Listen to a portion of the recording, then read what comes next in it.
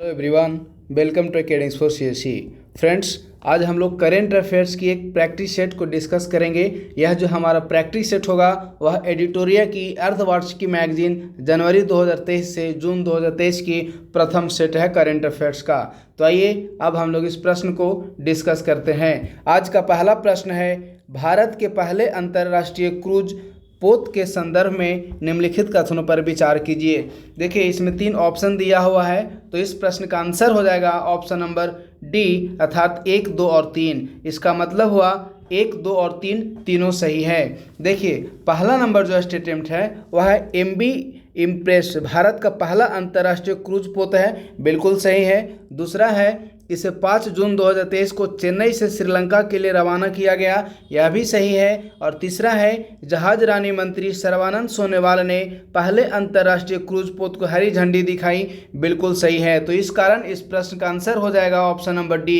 देखिए, आप लोग याद रखिए, सपोज यदि इंडिपेंडेंट प्रश्न भी पूछ लिए जाते हैं कि भारत का पहला अंतर्राष्ट्रीय क्रूज पोत का नाम क्या है, तो आप लोग आंसर लगाएंगे इम्प्रेस। और यदि यह भी प्रश्न पूछा जाता है कि किन 2 स्थानों के बीच यह भारत का पहला अंतर्राष्ट्रीय क्रूज पोत चला, तो इसका आंसर हो जाएगा चेन्नई से श्रीलंका। तो आप लोग इसे याद रखिएगा, आंसर है ऑप्शन नंबर डी, अर्थात 1, 2 और 3 तीनों सही है। नेक्स्ट प्रश्न है, किस संस्था ने हाल ही में for all humanity the future of outer space governance शीर्षक से एक संक्षिप्त नीति जारी की? तो इस प्रश्न का आंसर है ऑप्शन नंबर ए, अर्थात संयुक्त राष्ट्र संघ। नेक्स्ट प्रश्न है, महाराष्ट्र के मुख्यमंत्री ने अहमदनगर जिले का नाम बदलकर क्या रखने की घोषणा की है?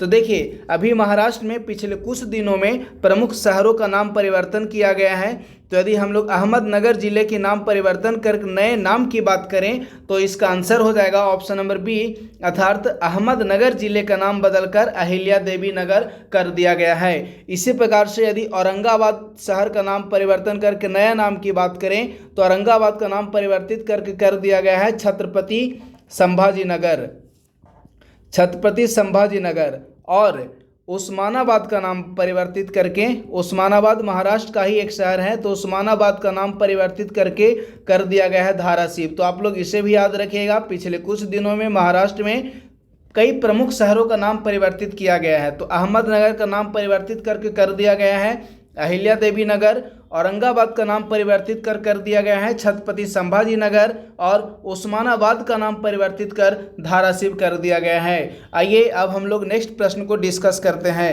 नेक्स्ट प्रश्न है, विश्व मौसम विज्ञान संगठन WMO की पहली महिला महासचिव किसे नियुक्त किया गया है? देखिए, प्रश्न पूछ रहा है कि WMO विश्व मौसम विज्ञान संगठन की पहली महिला महासचिव के रूप में किसे नियुक्त किया गया है? तो इस प्रश्न का आंसर हो जाएगा ऑप्शन नंबर डी, अर्थात सेलेस्टे सोलो को विश्व मौसम विज्ञान संगठन की पहली महिला महासचिव के रूप में नियुक्त किया गया है। तो आप लोग इसे याद रखिएगा, बहुत ही महत्वपूर्ण प्रश्न है। नेक्स्ट प्रश्न है, सहकारी क्षेत्र में विश्व की सबसे बड़ी अनाज भंडारण योजना की सुविधा के लिए निम्नलिखित में से किसकी अध्यक्षता में एक अंतर मंत्रालयी समिति का गठन किया गया है? तो इस प्रश्न का आंसर हो जाएगा ऑप्शन नंबर डी, अर्थात अमित शाह। देखिए, यह जो सहकारिता है इंडियन कॉन्स्टिट्यूशन के आर्टिकल 43B में सहकारिता से रिलेटेड है। तो आप लोग इसे भी याद रखिएगा कि कौन सा अनुच्छेद भारतीय संविधान का सहकारिता से संबंधित है। तो इसका आंसर हो जाएगा option number article 43B। Next प्रश्न है, ओमान में आयोजित पुरुष जूनियर एशिया कप 2023 का खिताब भारतीय जूनियर पुरुष हॉकी टीम ने किस देश को हराकर जीता? तो इसका आंसर हो जाएगा ऑप्शन नंबर सी, अर्थात पाकिस्तान को हराकर भारत ने पुरुष जूनियर एशिया कप 2023 का खिताब जीता। इस टूर्नामेंट का आयोजन किया गया था ओमान में। नेक्स्ट प्रश्न है, विश्व पर्यावरण दिवस 2023 की थीम क्या है? तो देखिए, विश्व पर्यावरण दिवस है वह प्रत्येक वर्ष 5 जून को विश्व पर्यावरण दिवस मनाया जाता है। तो यदि विश्व पर्यावरण दिवस 2023 की थीम की बात करें, तो इसका आंसर हो जाएगा ऑप्शन नंबर बी, अर्थात प्लास्टिक प्रदूषण का समाधान, सॉल्यूशन टू प्लास्टिक पॉल्यूशन। तो ऑप्शन नंबर बी इसका करेक्ट आंसर है। नेक्स्ट प्रश्न है, निम्नलिखित में से कौन सा कथन सत्य है? देखिए, आप लोग ध्यान दीजिएगा, पहला नंबर जो स्टेटमेंट है वह कह रहा है कि जून 2023 में राष्ट्रपति द्रौपदी मुर्मू को सूरीनाम ने अपना सर्वोच्च नागरिक सम्मान प्रदान किया। यह बिल्कुल सही है।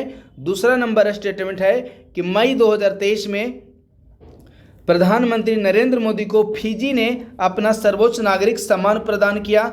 दोनों कथन सही है, यानी कि इस प्रश्न का आंसर है ऑप्शन नंबर सी, अर्थात 1 एवं 2 दोनों कथन।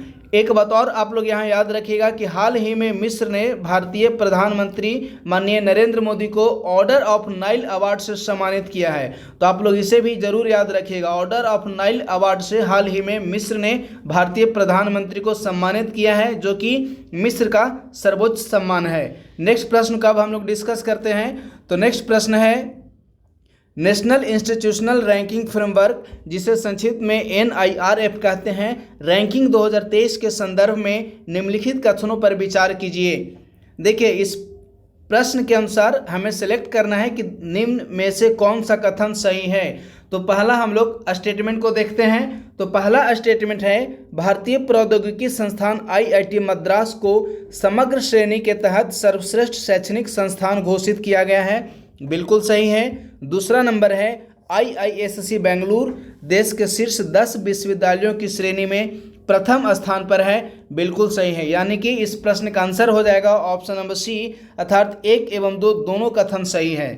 नेक्स्ट प्रश्न है हाल ही में किस देश ने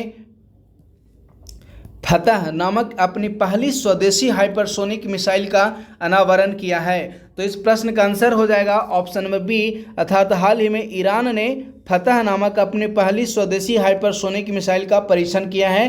तो इस प्रश्न का आंसर हो जाएगा ऑप्शन नंबर बी, अर्थात ईरान। नेक्स्ट प्रश्न है DRDO defence research development organisation ने ओडिशा के APJ अब्दुल कलाम द्वीप से मध्यम दूरी की बैलिस्टिक मिसाइल अग्नि-1 का सफल परीक्षण किया है। यह किस प्रकार की मिसाइल है? देखिए, यदि APJ अब्दुल कलाम द्वीप की बात करें तो जो पूर्व में इसका नाम था व्हीलर द्वीप, तो आप लोग इसे याद रखिएगा। पूर्व में व्हीलर द्वीप जिस द्वीप का नाम था उसका नाम परिवर्तित कर APJ अब्दुल कलाम द्वीप कर दिया गया है, तो आप लोग इसे जरूर याद रखिएगा। तो प्रश्न कह रहा है कि DRDO ने ओडिशा के APJ अब्दुल कलाम द्वीप से मध्यम दूरी की बैलिस्टिक मिसाइल अग्नि-1 का सफल परीक्षण किया है। यह किस प्रकार का मिसाइल है?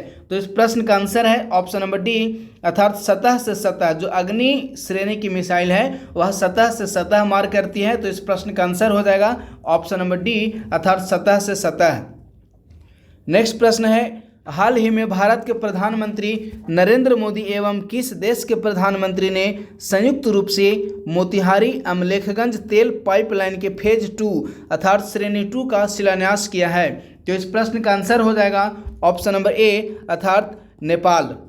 नेक्स्ट प्रश्न है मध्य प्रदेश की पहली सोलर सिटी के रूप में किस शहर को विकसित किया जा रहा है? तो देखिए, मध्य प्रदेश के सांची शहर को मध्य प्रदेश की पहली सोलर सिटी शहर के रूप में विकसित किया जा रहा है। तो इस प्रश्न का आंसर है ऑप्शन नंबर ए, अर्थात सांची। नेक्स्ट प्रश्न है भारतीय मूल की किस वैज्ञानिक को डच विज्ञान के सर्वोच्च सम्मान प्रतिष्ठित स्पिनोजा पुरस्कार से सम्मानित किया गया है? तो इस प्रश्न का आंसर है जायंता गुप्ता। तो आप लोग इसे जरूर याद रखिएगा। इस प्रश्न का आंसर है ऑप्शन नंबर बी, अर्थात जायंता गुप्ता को डच विज्ञान की सर्वोच्च सम्मान स्पिनोजा पुरस्कार से सम्मानित किया गया है। ऑप्शन नंबर बी, जायंता गुप्ता को।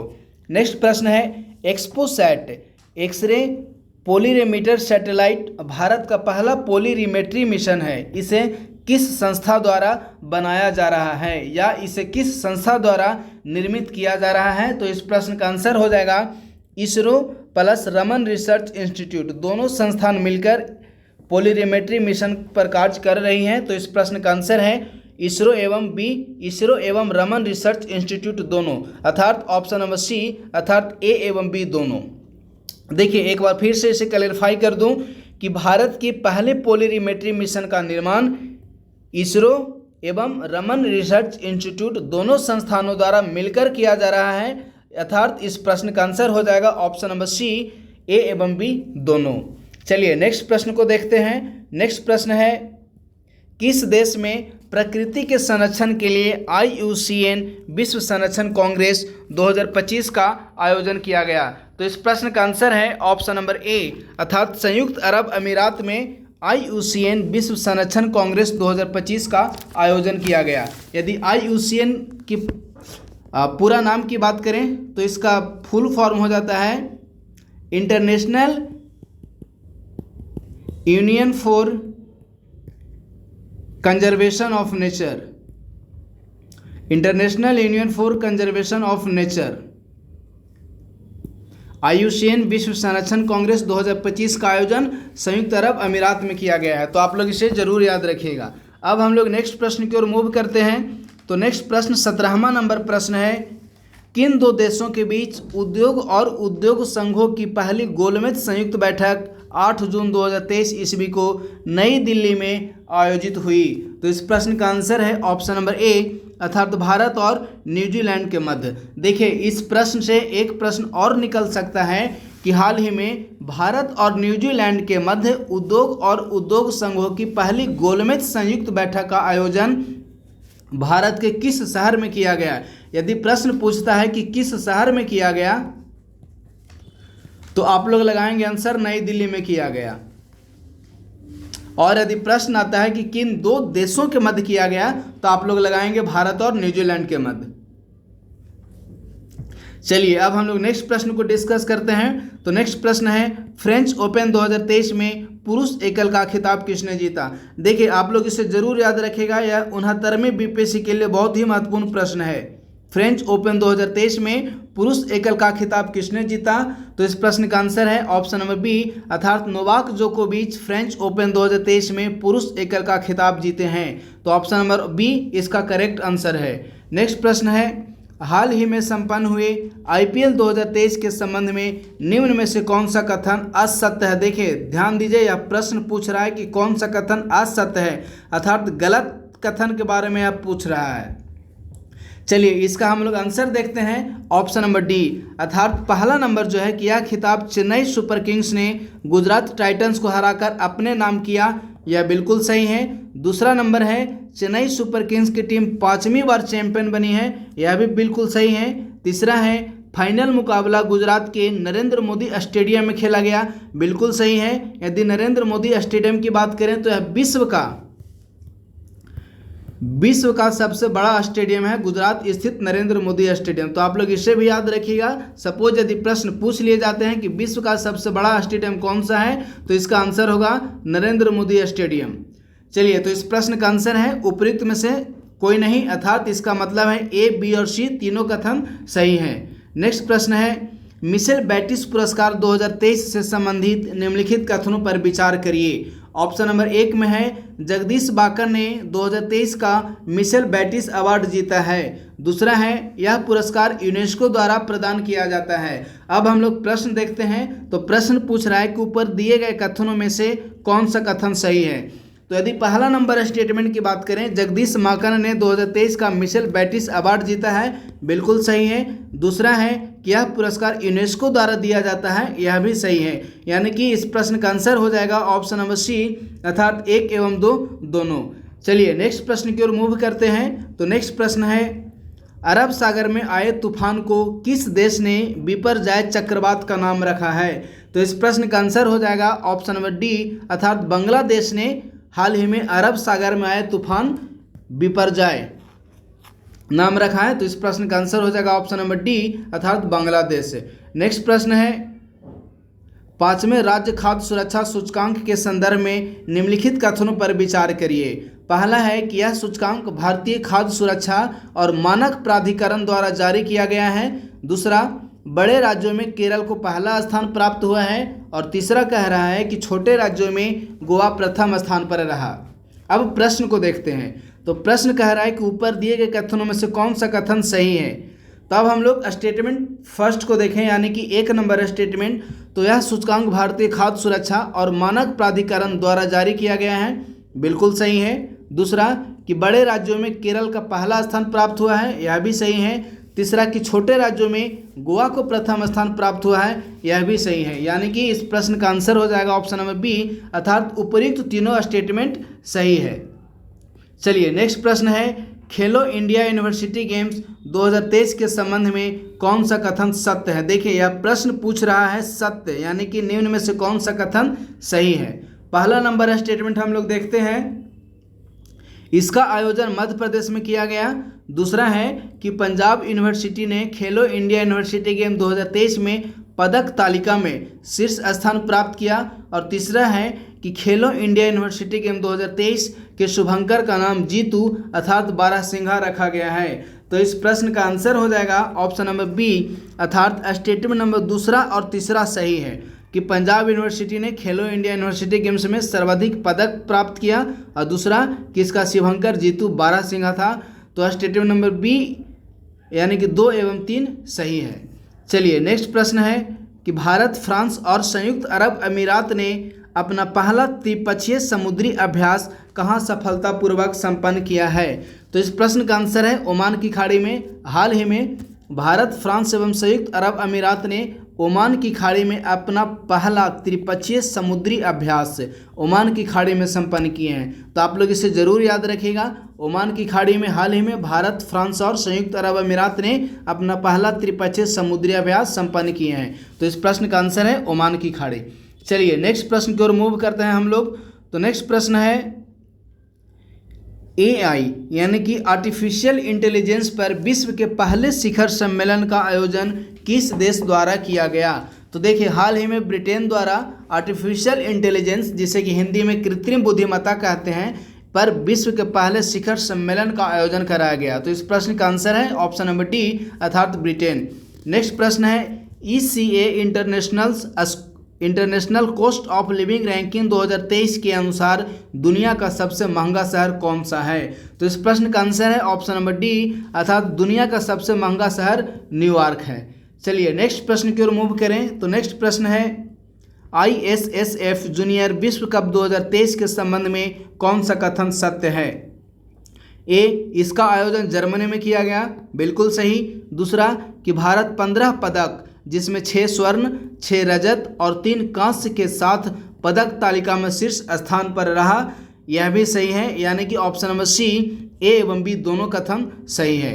चलिए नेक्स्ट प्रश्न की ओर मूव करें। तो नेक्स्ट प्रश्न है, CSE centre for science and environment द्वारा जारी state of India's environment 2023 in figures report के अनुसार पर्यावरणीय प्रदूषण के मामले में प्रथम स्थान पर भारत के कौन सा राज्य है। तो इस प्रश्न का आंसर है ऑप्शन नंबर डी, अर्थात CSE द्वारा जारी state of India's environment 2023 in figures report में प्रथम स्थान पर तेलंगाना राज्य है। एक प्रश्न इससे और निकल रहा है कि state of India's environment 2023 in figures report किस संस्था द्वारा जारी किया गया है। सपोज यदि प्रश्न पूछ लिए जाते हैं कि किस संस्था द्वारा जारी किया गया है, तो इसका आंसर आप लोग लगाएंगे CSE यानी कि centre for science and environment. चलिए नेक्स्ट प्रश्न की ओर मूव करें। तो नेक्स्ट प्रश्न है, जापान में आयोजित महिला जूनियर हॉकी एशिया कप 2023 के फाइनल में दक्षिण कोरिया को हराकर किसने खिताब अपने नाम किया। यानी कि यह प्रश्न पूछ रहा है कि जापान में आयोजित महिला जूनियर हॉकी एशिया कप का विजेता टीम कौन रहा। तो इस प्रश्न का आंसर हो जाएगा ऑप्शन नंबर ए, अर्थात भारत इस टूर्नामेंट का विजेता था। और यदि उप विजेता की बात करें, उप विजेता टीम, तो इस प्रश्न का आंसर हो जाएगा दक्षिण कोरिया। दक्षिण कोरिया उप विजेता रहा और भारत विजेता था। नेक्स्ट प्रश्न है, लंदन सेंट्रल बैंकिंग द्वारा governor of the year award से हाल ही में किसे सम्मानित किया गया है। तो देखिए भारतीय रिजर्व बैंक ऑफ इंडिया के जो गवर्नर है वर्तमान समय में शक्तिकांत दास, उनको लंदन के सेंट्रल बैंक द्वारा governor of the year award से सम्मानित किया गया है। तो इस प्रश्न का आंसर है ऑप्शन नंबर डी, अर्थात शक्तिकांत दास। नेक्स्ट प्रश्न है, 25 जून 2023 को प्रधानमंत्री नरेंद्र मोदी को किस देश ने अपने सर्वोच्च सम्मान ऑर्डर ऑफ द नाइल से सम्मानित किया। देखिए थोड़ी देर पहले ही मैंने बताया था कि हाल ही में मिस्र ने माननीय भारतीय प्रधानमंत्री को order of the Nile award से सम्मानित किया। तो इस प्रश्न का आंसर हो जाएगा ऑप्शन नंबर ए, अर्थात मिस्र। नेक्स्ट प्रश्न है, डिजिटल भुगतान के मामले में कौन सा देश दुनिया में शीर्ष स्थान पर है? तो इस प्रश्न का आंसर है ऑप्शन नंबर डी अर्थात भारत। डिजिटल पेमेंट करने के मामले में विश्व में प्रथम स्थान पर है भारत। तो आप लोग इसे जरूर याद रखिएगा, विश्व में प्रथम स्थान पर है भारत। चलिए नेक्स्ट प्रश्न है, चौथे राष्ट्रीय जल पुरस्कार 2022 के संबंध में कौन सा कथन सत्य है? ध्यान दीजिएगा, प्रश्न पूछ रहा है कि निम्न में से कौन सा कथन चौथे राष्ट्रीय जल पुरस्कार 2022 के संबंध में सत्य है, यानी कि सही है। पहला नंबर स्टेटमेंट हम लोग देखते हैं, कह रहा है कि जल संरक्षण के क्षेत्र में काम करने वाले राज्यों में मध्य प्रदेश को पहला स्थान प्राप्त हुआ है, बिल्कुल सही। दूसरा है, राज्य स्तरीय श्रेणी में बिहार को आंध्र प्रदेश के साथ संयुक्त रूप से तीसरा स्थान प्राप्त हुआ है, बिल्कुल सही है। और ऑप्शन नंबर सी है कि सर्वश्रेष्ठ उद्योग का पुरस्कार बरौनी ताप विद्युत केंद्र बेगूसराय बिहार को प्राप्त हुआ है, यह भी सही है। यानी कि इस प्रश्न का आंसर हो जाएगा ऑप्शन नंबर डी अर्थात इनमें से उपर्युक्त सभी स्टेटमेंट जो है वह सही है। नेक्स्ट प्रश्न की ओर मूव करें तो 35वां नंबर प्रश्न है कि प्रथम जनजातीय खेल महोत्सव का आयोजन किस राज्य में किया गया? तो इस प्रश्न का आंसर हो जाएगा ऑप्शन नंबर ए अर्थात भारत के उड़ीसा राज्य में भारत का प्रथम जनजातीय खेल महोत्सव का आयोजन किया गया। तो इस प्रश्न का आंसर ऑप्शन नंबर ए अर्थात उड़ीसा।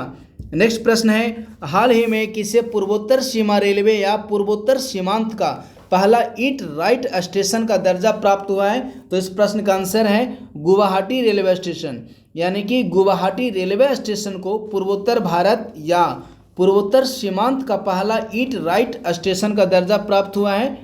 चलिए नेक्स्ट प्रश्न की ओर मूव करें तो नेक्स्ट प्रश्न है, हाल ही में एनएसी अंतर्राष्ट्रीय एनिमेशन महोत्सव जिसमें कि भारत पहली बार शामिल हुआ, इसका आयोजन किस देश में किया गया? तो इस प्रश्न का आंसर है ऑप्शन नंबर डी अर्थात फ्रांस में पहले एनएसी इंटरनेशनल एनिमेशन फेस्टिवल का आयोजन किया गया। तो इस प्रश्न का आंसर ऑप्शन नंबर डी अर्थात फ्रांस। नेक्स्ट प्रश्न है, दिल्ली में स्थित Nehru memorial museum and library society का नाम बदलकर क्या रखने का फैसला किया गया है? तो देखिए, हाल ही में Nehru memorial museum and library का नाम बदलकर प्रधानमंत्री संग्रहालय एंड सोसाइटी कर दिया गया है। तो इस प्रश्न का आंसर है ऑप्शन नंबर डी अर्थात प्रधानमंत्री संग्रहालय एंड सोसाइटी। नेक्स्ट प्रश्न है, विश्व बैंक ने दक्षिण एशिया की पहली सड़क सुरक्षा परियोजना की शुरुआत किस शहर में की? तो इस प्रश्न का आंसर हो जाएगा ढाका अर्थात बांग्लादेश के ढाका शहर में विश्व बैंक वर्ल्ड बैंक ने दक्षिण एशिया की अपनी पहली सड़क सुरक्षा परियोजना की शुरुआत की है। नेक्स्ट प्रश्न है कि किस राज्य सरकार के द्वारा जेलों का नाम बदलकर सुधार गृह करने का निश्चय लिया गया है? तो हाल ही में उत्तर प्रदेश सरकार ने अपने विभिन्न जेलों का नाम बदलकर सुधार गृह कर दिया है। तो इस प्रश्न का आंसर हो जाएगा ऑप्शन नंबर ए अर्थात उत्तर प्रदेश। नेक्स्ट प्रश्न है, मिस वर्ल्ड ऑर्गेनाइजेशन ने 2023 में होने वाले 71वें मिस वर्ल्ड पेजेंट की मेजबानी के लिए किस देश को चुना है? तो देखिए, हाल ही में मिस वर्ल्ड ऑर्गेनाइजेशन ने भारत को वर्ष 2023 में होने वाले 71वें मिस वर्ल्ड पेजेंट की मेजबानी के लिए चुना है, यानी कि यह जो आयोजन है वह भारत देश में किया जाएगा, यानी कि भारत में यह आयोजन किया जाएगा। नेक्स्ट प्रश्न है, अंतर्राष्ट्रीय योग दिवस 21 जून के उपलक्ष्य में एनसीईआरटी नई दिल्ली के द्वारा राष्ट्रीय योग ओलंपियाड का आयोजन 18 से 20 जून 2023 के मध्य कहाँ किया गया? यह प्रश्न पूछ रहा है कि 18 से 20 जून 2023 के मध्य एनसीईआरटी द्वारा अंतर्राष्ट्रीय योग दिवस का आयोजन कहाँ किया गया? तो इस प्रश्न का आंसर हो जाएगा ऑप्शन नंबर ए अर्थात मध्य प्रदेश के भोपाल शहर में राष्ट्रीय योग ओलंपियाड का आयोजन एनसीईआरटी द्वारा करवाया गया। चलिए नेक्स्ट प्रश्न को देखते हैं। तो नेक्स्ट प्रश्न है, निम्नलिखित में से किस प्रेस को वर्ष 2021 के गांधी शांति पुरस्कार से सम्मानित किए जाने का निर्णय लिया गया है? तो इस प्रश्न का आंसर हो जाएगा ऑप्शन नंबर बी अर्थात गीता प्रेस को हाल ही में केंद्र सरकार द्वारा वर्ष 2021 के गांधी शांति पुरस्कार से सम्मानित करने का निर्णय लिया गया है। यदि गांधी शांति पुरस्कार की बात करें तो इसके अंतर्गत जो पुरस्कार की राशि है, यदि पुरस्कार राशि की बात करें तो रुपया 1 करोड़ पुरस्कार राशि प्रदान की जाती है, प्लस में इसके साथ साथ एक प्रशस्ति पत्र भी प्रदान किया जाता है। तो आप लोग इसे जरूर याद रखिएगा कि हाल ही में वर्तमान समय में केंद्र सरकार द्वारा वर्ष 2021 का गांधी शांति पुरस्कार से गीता प्रेस को सम्मानित करने का निर्णय लिया गया है। नेक्स्ट प्रश्न है, विश्व स्क्वैश चैंपियनशिप 2023 के संबंध में निम्न में से कौन सा कथन सत्य है? ऑप्शन नंबर ए है मिस्र ने मलेशिया को हराकर यह खिताब अपने नाम किया है, बिल्कुल सही है। दूसरा कि इसका आयोजन भारत के चेन्नई शहर में किया गया है, बिल्कुल सही है। यानी कि ऑप्शन नंबर सी ए एवं बी उपर्युक्त दोनों स्टेटमेंट बिल्कुल सही है। तो इस प्रश्न का आंसर हो जाएगा ऑप्शन नंबर सी, ए एवं बी दोनों। चलिए 44वां नंबर प्रश्न को देखते हैं। भारत की पहली महिला कबड्डी लीग का आयोजन किस शहर में किया गया? तो इस प्रश्न का आंसर है दुबई में भारत की पहली महिला कबड्डी लीग का आयोजन किया गया। तो इस प्रश्न का आंसर हो जाएगा ऑप्शन नंबर ए अर्थात दुबई। नेक्स्ट प्रश्न है चौथे राष्ट्रीय जल पुरस्कार 2022 के संबंध में निम्न में से कौन सा कथन सत्य है? ध्यान दीजिएगा, यह जो प्रश्न है कह रहा है कि निम्न में से कौन सा कथन चौथे राष्ट्रीय जल पुरस्कार के संबंध में सत्य है अर्थात सही है। ऑप्शन ए है सर्वश्रेष्ठ राज्य श्रेणी में प्रथम पुरस्कार मध्य प्रदेश को प्रदान किया गया, बिल्कुल सही है। दूसरा सर्वश्रेष्ठ जिला श्रेणी में प्रथम पुरस्कार ओडिशा के गंजुम जिले को प्रदान किया गया, बिल्कुल सही है। तीसरा कि तेलंगाना के भद्राद्री कोठागुडेम जिले में जगन्नाथपुरम ग्राम पंचायत को सर्वश्रेष्ठ ग्राम पंचायत पुरस्कार से सम्मानित किया गया, यह भी सही है। यानी कि तीनों statement option number A, B एवं सी तीनों स्टेटमेंट सही है। तो इस प्रश्न का आंसर हो जाएगा ऑप्शन नंबर डी अर्थात उपर्युक्त सभी स्टेटमेंट सही है। नेक्स्ट प्रश्न है किस राज्य सरकार ने ननद बाबा दुग्ध किसान मिशन योजना प्रारंभ की है? तो देखिए हाल ही में उत्तर प्रदेश सरकार द्वारा ननद बाबा दुग्ध मिशन योजना प्रारंभ करने का निर्णय लिया गया है। तो इस प्रश्न का आंसर है ऑप्शन नंबर डी अर्थात उत्तर प्रदेश। नेक्स्ट प्रश्न है हाल ही में किस राज्य सरकार द्वारा लर्न एंड अर्न योजना शुरू की गई है? तो देखिए हाल ही में मध्य प्रदेश सरकार ने युवाओं के लिए लर्न एंड अर्न योजना प्रारंभ की है। तो इस प्रश्न का आंसर हो जाएगा ऑप्शन नंबर ए अर्थात मध्य प्रदेश। नेक्स्ट प्रश्न है हाल ही में किस देश ने इटली को हराकर अपना पहला फीफा अंडर 20 विश्व कप का अवार्ड जीता है? तो हाल ही में उरुग्वे ने इटली देश को हराकर फीफा अंडर 20 विश्व कप का पहला अवार्ड जीता है। यानी कि उरुग्वे ने अपने देश में पहली बार फीफा अंडर 20 विश्व कप का खिताब इटली को हराकर जीता है। तो इस प्रश्न का आंसर है ऑप्शन नंबर बी। चलिए नेक्स्ट प्रश्न को देखते हैं। किस राज्य सरकार ने हाल ही में राज्य के पद्म पुरस्कार विजेताओं को 10,000 रुपये मासिक पेंशन प्रदान करने की घोषणा की? तो हाल ही में हरियाणा सरकार ने अपने राज्य में जितने भी पद्म पुरस्कार से विजेता लोग हैं उनको प्रति माह पेंशन के रूप में 10,000 रुपये प्रदान करने का निर्णय लिया है। तो इसका आंसर है हरियाणा सरकार ने अपने राज्य के पद्म पुरस्कार विजेताओं को प्रत्येक महीने पेंशन के रूप में 10,000 रुपये देने का निर्णय लिया है। नेक्स्ट प्रश्न और आज का लास्ट प्रश्न है कि ISNV तारिणी यात्रा के संदर्भ में निम्न में लिखित कथनों पर विचार करिए। इसमें से कौन सा कथन सही है? यानी कि जो उपर्युक्त 3 स्टेटमेंट दिए हुए हैं उनमें से कौन सा कथन सही है यह आपको सिलेक्ट करना है। तो पहला नंबर स्टेटमेंट है